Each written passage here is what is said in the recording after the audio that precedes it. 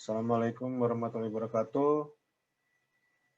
Itu mic-nya dinyalain aja, nggak apa-apa. Waalaikumsalam warahmatullahi wabarakatuh. Ya. Saya share screen dulu. Jadi ini sebenarnya sudah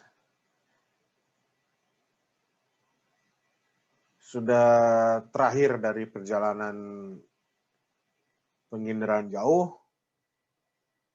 Ini sudah lebih ke integrasi dari penginderaan jauh dan sistem informasi geografis.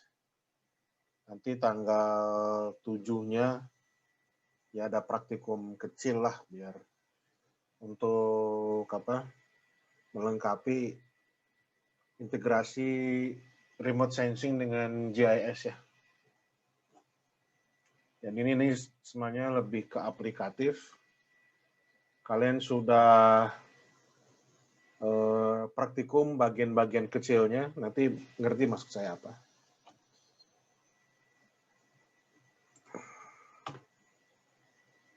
Nah ini outline-nya itu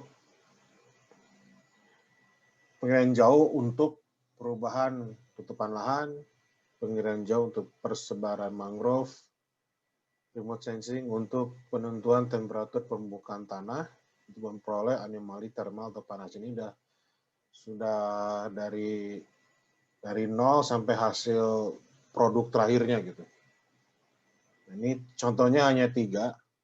Sebenarnya contoh lain juga banyak seperti pemetaan tangkapan ikan, itu juga ada, tapi untuk sementara 3 aja dulu, karena ini sebenarnya lebih sesuai dengan apa yang telah dipraktikumkan sebelumnya. Oke, kita mulai dengan perubahan tutupan lahannya.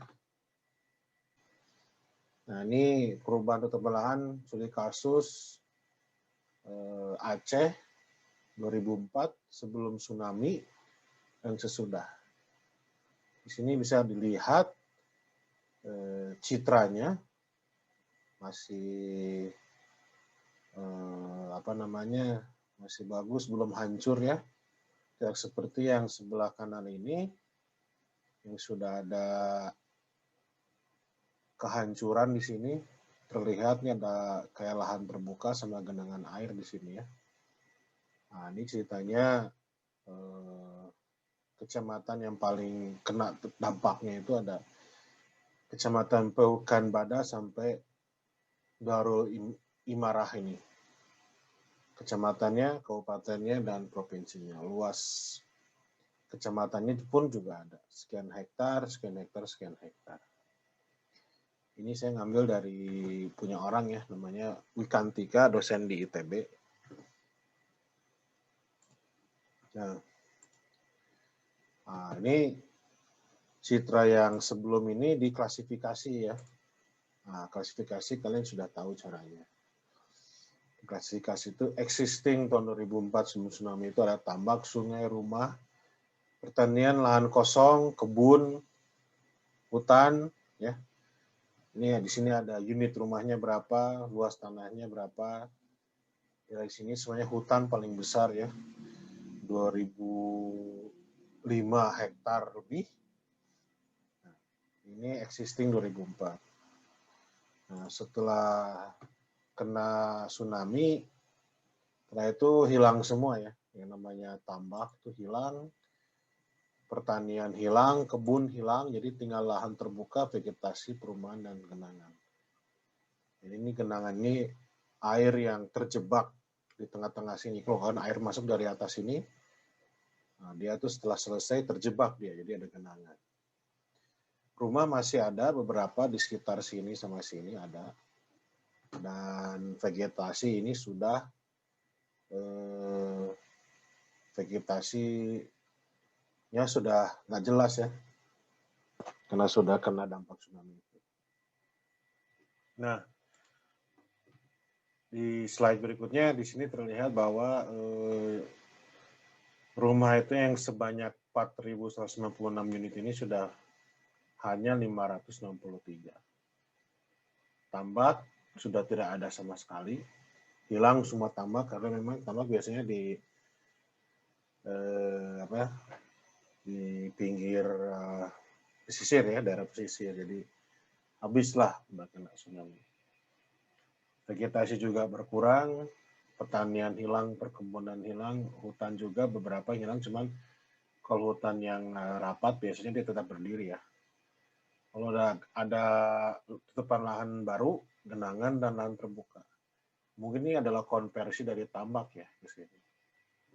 Nah, dari sini kita bisa mengetahui secara GIS itu rumah yang rusak itu 91,4%. Tambak jelas tidak ada. Vegetasi berkurang sekian persen. Terjadi genangan, lahan baru sekitar 1.132 hektar. Lahan kosong juga seperti itu. Jadi jika kalian bisa melakukan klasifikasi citra seperti ini, nanti di overlay bisa ketahuan daerah yang berubah dan daerah yang tidak berubah itu apa. Klasifikasi kemarin sudah diajarkan, jadi ini langsung aplikasi klasifikasi itu buat apa sih? Selain kemarin saya cerita tentang menentukan luas kebakaran hutan di Riau misalkan, itu contoh pertama, ini contoh yang kedua. Oke, yang nomor 2 itu persebaran mangrove ya. Di sini ada citra tahun 2009, citra ALOS. Ini satelitnya ALOS ya. Jadi satelit ini sebenarnya sama seperti satelit yang lain, bisa membuat komposit natural color seperti ini. Nah, lagi-lagi ini adalah klasifikasi lagi. Klasifikasi tutupan lahan atau penggunaan lahan ya. Di sini ada hutan, tegalan sawah mangrove, tanah terbuka, pemukiman, tambak, dan awan. Memang tadi juga ada awan ya di sini ya. Ya ada awannya betul ya. Nah, mengapa dia lebih ke persebaran mangrove? Memang studinya ke situ. Makanya ini mangrove warnanya merah di sini. Nah, setelah itu dilakukan algoritma NDVI. NDVI itu Normal Difference Vegetation Index ya. Itu juga kalian sudah pernah melakukan. Di sini dia hanya mengolah mangrove-nya saja. Jadi citra mangrove yang benir sama red itu diolah dan mendapatkan nilai seperti ini, 0,43 sampai minus 1. Sampai 0,32 ya. Nah, kita tahu kalau vegetasi itu dari nilai 0 sampai ke atas, 0 sampai 1 itu vegetasi. 0 sampai minus 1 itu bukan vegetasi. Maka dia mencoba mengkelompokkan bahwa kalau yang mendekati 1, 0,43 sampai mendekati 1 itu adalah lebat. Jadi si mangrove-nya itu lebat. 0,33 sampai 0,42 itu mangrove-nya itu sedang kerapatannya. Nah, 0,32 sampai 0 sampai minus 1 itu disebutnya jarang.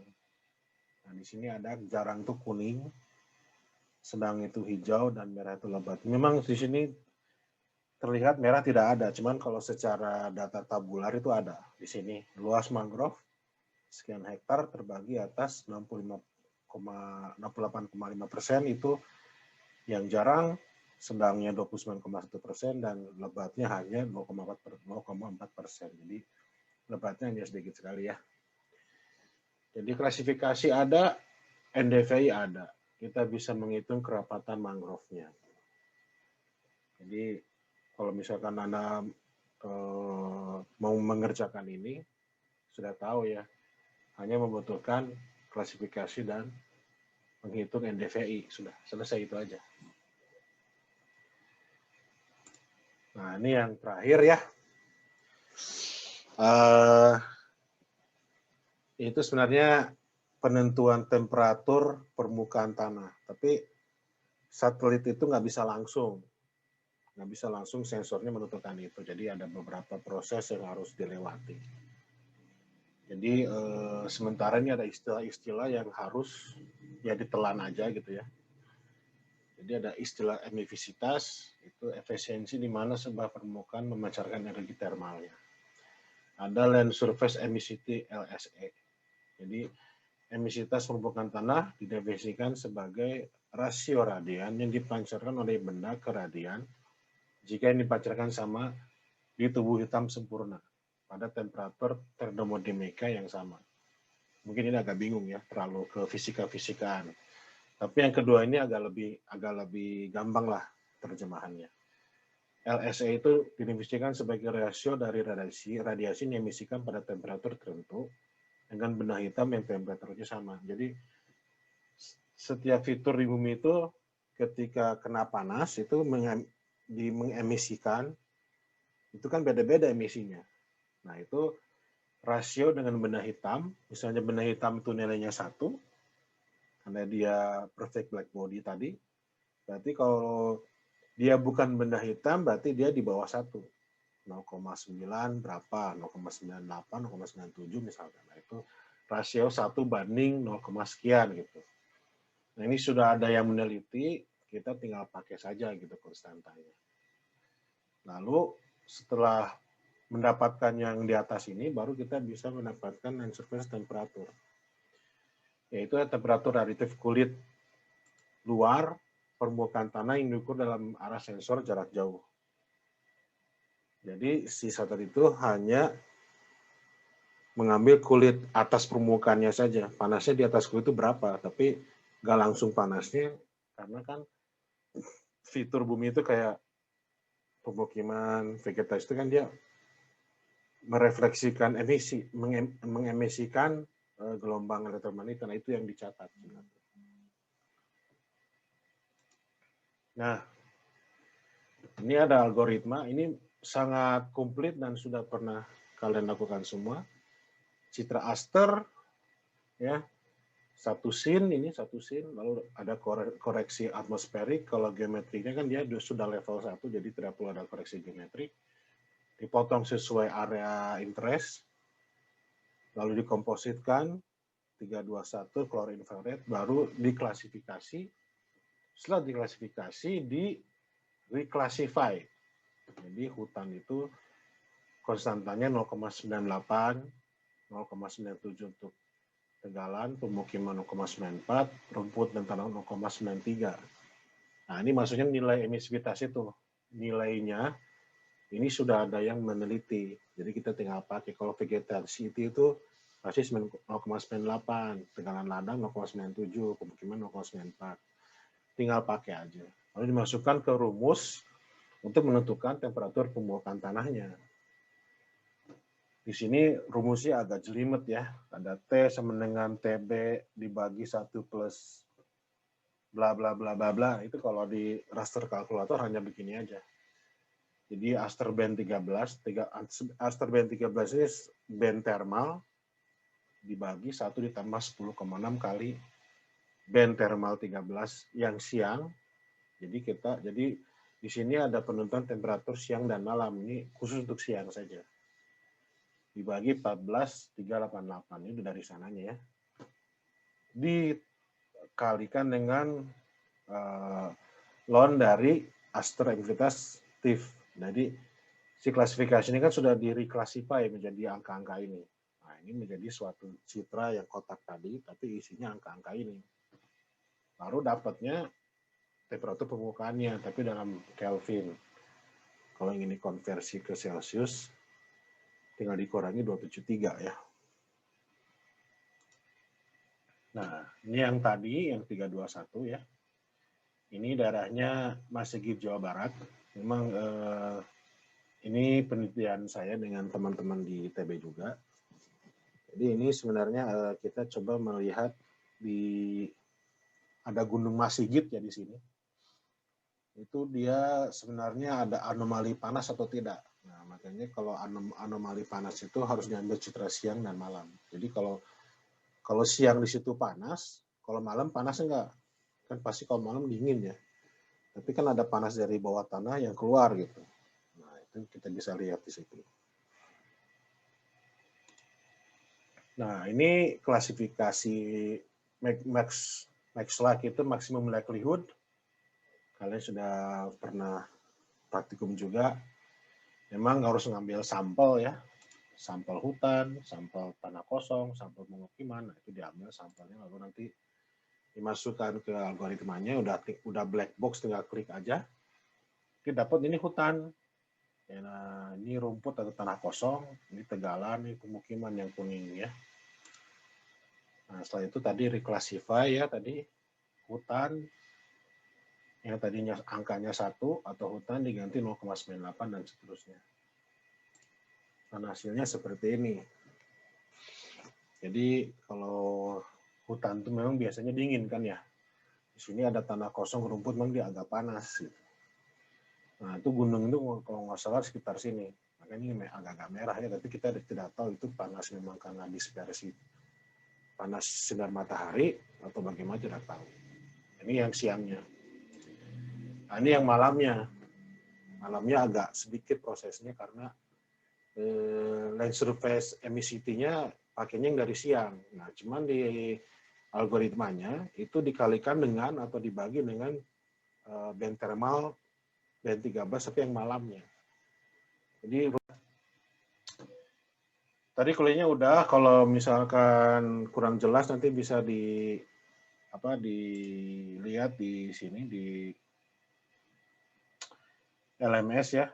Sudah ada slide-nya dalam PPTX. Ada video juga, ada di sini harus diskusi nanti kalau ada pertanyaan saya tanyakan. Nah, ini kuis harap dikerjain ya, jangan kayak Farham kemarin kuliahnya ikut tapi kuisnya kok nggak ngerjain gitu. Jadi ya itu kan kalau saya dosennya kuis itu syarat absen gitu. Ya, ini kuisnya bisa dikerjakan mulai jam 5.45, 15 menit lagi bisa dikerjain. Ya, mulai jam 17.45 sampai jam 7:30 ya. Jangan kayak si Ujang itu banyak masalah ya. Jangan sampai minta diperpanjang gitu maksudnya. Telat ya Pak ya? Nah, oke ya, kalau gitu terima kasih atas perhatiannya. Assalamualaikum warahmatullahi wabarakatuh. Selamat mengerjakan kuis, selamat belajar ya. Oke, saya selesaikan meeting ini.